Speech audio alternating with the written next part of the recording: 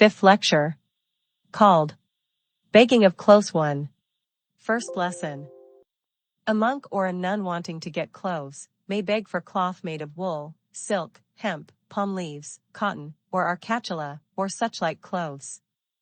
If he be a youthful, young, strong, healthy, well-set monk, he may wear 1 robe, not 2. If a nun, she should possess 4 raiments, 1 2 cubits broad, 2 3 cubits broad, 1 4 cubits broad 2. If one does not receive such pieces of cloth, one should afterwards sew together one with the other. 1. A monk or a nun should not resolve to go further than half a yogana to get clothes.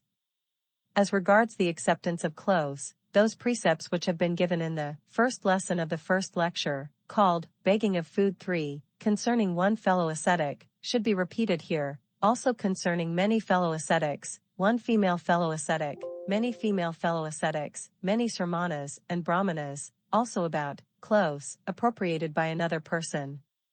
4. 2.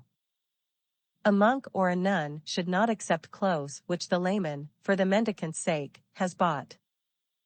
Page 158. Washed, dyed, brushed, rubbed, cleaned, perfumed, if these clothes be appropriated by the giver himself. But if they be appropriated by another person, they may accept them, for they are pure and acceptable. 3.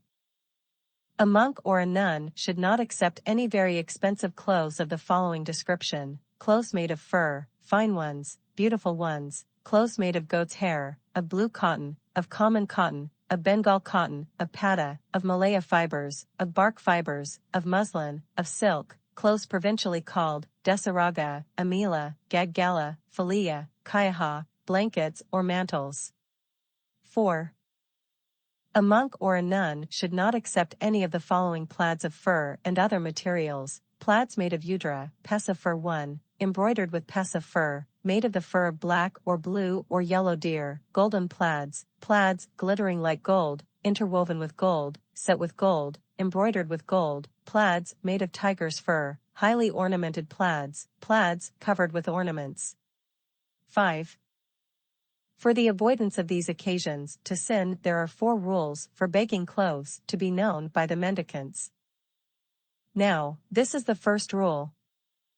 A monk or a nun may beg for clothes specifying their quality, viz. wool, silk, hemp, palm leaves, cotton, arcatula.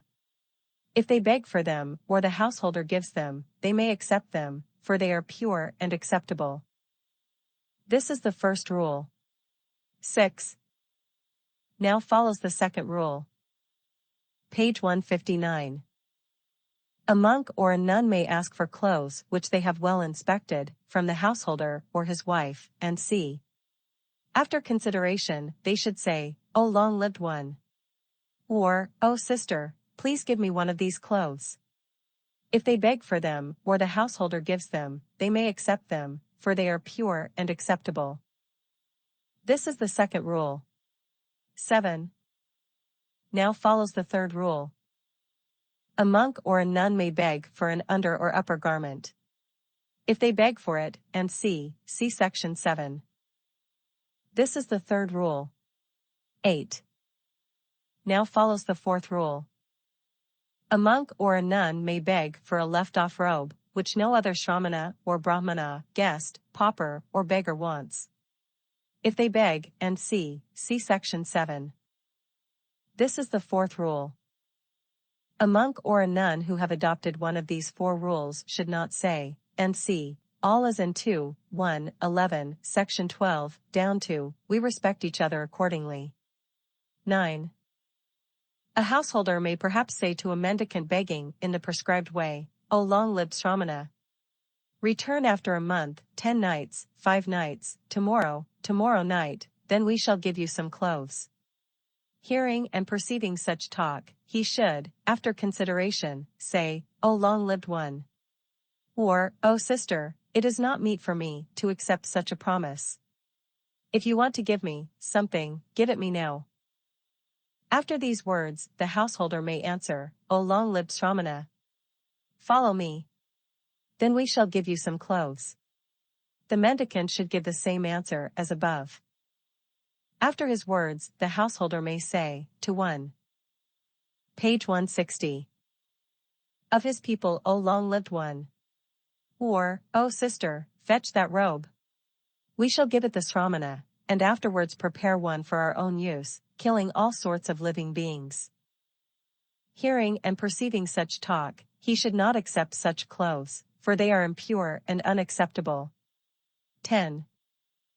The householder one may say, to one of his people, O long-lived one. Or, O sister, fetch that robe, wipe or rub it with perfume, and see, C2:1, Section 8, we shall give it to the sramana. Hearing and perceiving such talk, the mendicant should, after consideration, say, O long-lived one. Or, O sister, do not wipe or rub it with perfume, and see. If you want to give it me, give it, such as it is. After these words, the householder might nevertheless offer the clothes after having wiped or rubbed them, and see, but the mendicant should not accept them, for they are impure and unacceptable. 11. The householder may say, to another of his people, O long-lived one. Or, O sister, bring that robe, clean or wash it with cold or hot water. The mendicant should return the same answer as above, in section 11, and not accept such clothes. 12. The householder may say, to another of his. Page 161. People, O long-lived one. Or, O sister, bring that cloth, empty it of the bulbs, and see, C2:1, Section 5, we shall give it to the sramana. Hearing and perceiving such talk, the mendicant should say, after consideration, O long-lived one. Or, O sister, do not empty that cloth of the bulbs, and see, it is not meet for me to accept such clothes. After these words, the householder might nevertheless take away the bulbs, and see, and offer him the cloth, but he should not accept it, for it is impure and unacceptable. 13. If a householder brings a robe and gives it to the mendicant, he should, after consideration, say, O long-lived one. Or, O sister, I shall, in your presence, closely inspect the inside of the robe. The Kevalan says, this is the reason, there might be hidden in the robe an earring or girdle or gold and silver, and see, C2:1, Section 11, or living beings or seeds or grass. Hence it has been said to the mendicant, and see, that he should closely inspect the inside of the robe. 14. A monk or a nun should not accept clothes which are full of eggs or living beings, and see, for they are impure, and see. A monk or a nun should not accept clothes which are free from eggs or living beings, and see, but which are not fit nor strong nor lasting nor to be worn one which though pleasant are not fit, for a mendicant, for they are impure and unacceptable. 15. Page 162.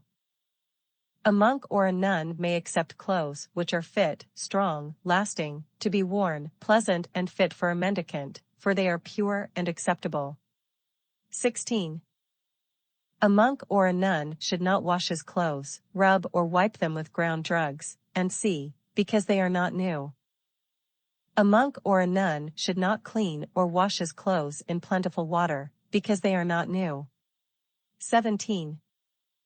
A monk or a nun should not make his clothes undergo the processes prohibited in section 17, because they have a bad smell.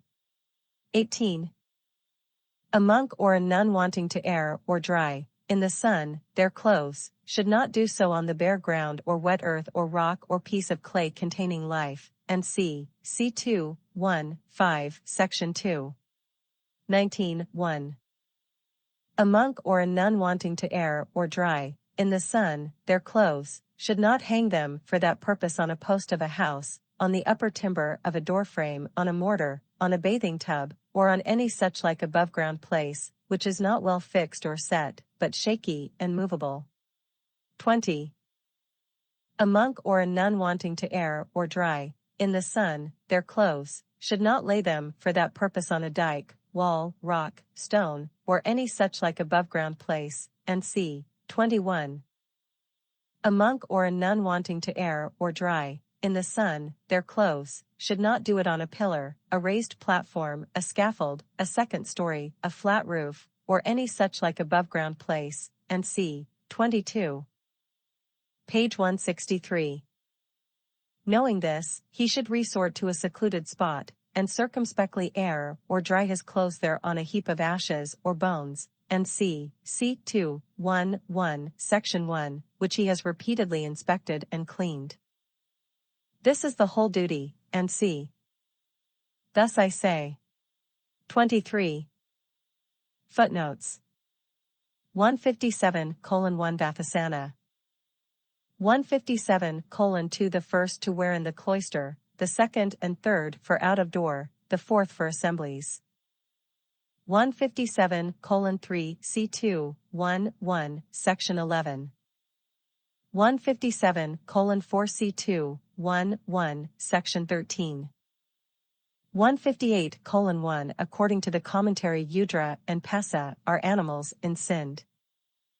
160:1 Here and in the following paragraph the original adds neta, which may be equals nitva, bringing, the clothes, but the following words seem to militate against this rendering. For the householder's order to fetch, ahara, the clothes would be superfluous, if he had already brought, neta, them. Unless ahara has here some other meaning than the common one, perhaps take it, neta cannot be translated having brought them. 161:1 If they contain stains of mustard or ungana, and c. The commentator quotes two slokas which, as I understand them, assign to the different parts of the cloth different significations as amana.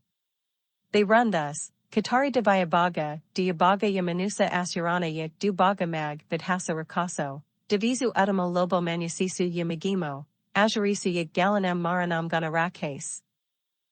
162:1 If the garment falls on the ground, it would come in contact with dust, and c. Then it would contain living beings.